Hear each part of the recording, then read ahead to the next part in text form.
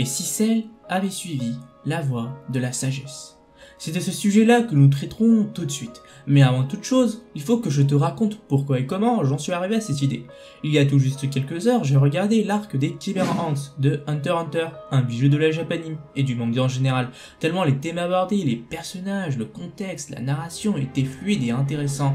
Mais durant cet arc, on aura un personnage étant décrit comme l'ennemi ultime de l'humanité, qui y sera présenté, Meruem, alias le roi des Chimera Ants.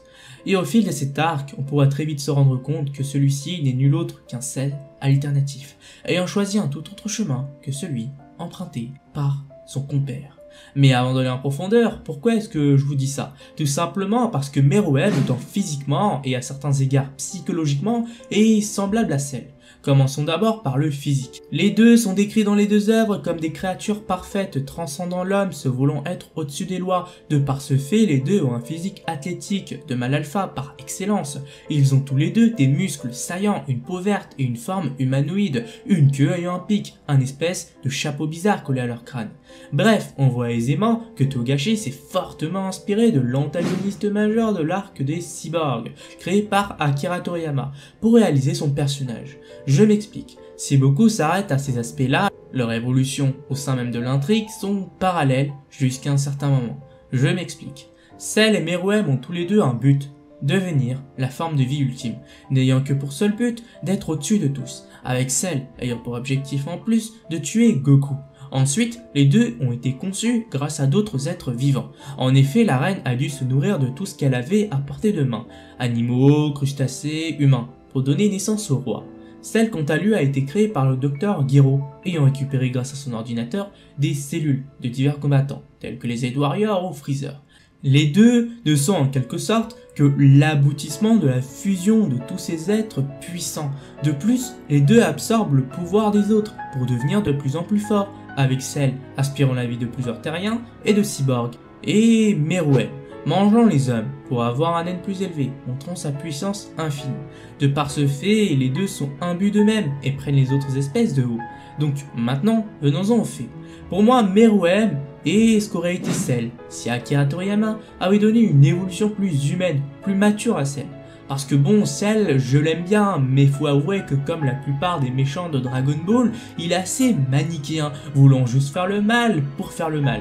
Alors qu'ici, Togashi, ce génie, s'est approprié le personnage de Cell et a réalisé un coup de poker en introduisant un personnage étant l'opposé même de celui-ci, Komugi. C'est ainsi à ce moment-là que le destin de Meruem diverge complètement de celui de Cell, et c'est aussi à cet instant-là que Togashi nous pose une question à nous potentiels fans de Dragon Ball. Et si Cell avait rencontré ne serait-ce qu'une personne le faisant douter sur sa vision de la vie, que se serait-il passé? Et c'est à ce moment-là que Meruem se dévoile, passant de créature tyrannique, vile et cruelle, méprisant la race humaine, à un homme se souciant de ses pairs. Au contact de ces dernières, lui faisant attiser sa curiosité dans un premier temps, puis devenant un être précieux à ses yeux, de par ses faits et gestes, et sa volonté. Il deviendra un personnage aimant, montrant à ses derniers instants une humanité plus grande que la plupart des hommes, et ça c'est beau, alors que Cell, lui, incarnait une perfection ultime. C'est un être parfait. Cell, de par son humanité, est parfait, car la plus grande faiblesse de l'homme sont ses sentiments. Donc oui, théoriquement, Cell est l'être parfait. Mais par contre, Meruem, lui, n'en démordra pas et ne perdra contre aucun autre adversaire, pas même contre Netero, l'un voire le Hunter le plus puissant de la série. De plus, durant ce combat, dans un premier temps, il proposera de poser les armes, et faisant comprendre que lui, roi, imposerait la paix en ce monde. Et quand on y réfléchit bien, quel antagoniste surpuissant imposerait une idée pareille? Et en plus de ça, voilà, il fera passer le dialogue avant le combat. Et ça, c'était très bien joué de la part de Togashi, parce qu'en opposant Meruem, qui était supposé être une créature vile et cruelle, à un homme Netero incarnant l'humanité même, ayant pour attribut la Death Cannon, Netero se révélera être ce que l'humanité est vraiment, la pire espèce. Donc, durant cet arc, on se demande vraiment si Meruem est un méchant, ou même s'il est gentil. Parce que bon, comparé au protagoniste majeur de la série, Gon Freaks, on se pose des questions quoi. Gon, alors qu'il devenait de plus en plus monstrueux, assoiffé de vengeance, Meruem, lui, sera apaisé et se dirigera vers la voie de la sagesse.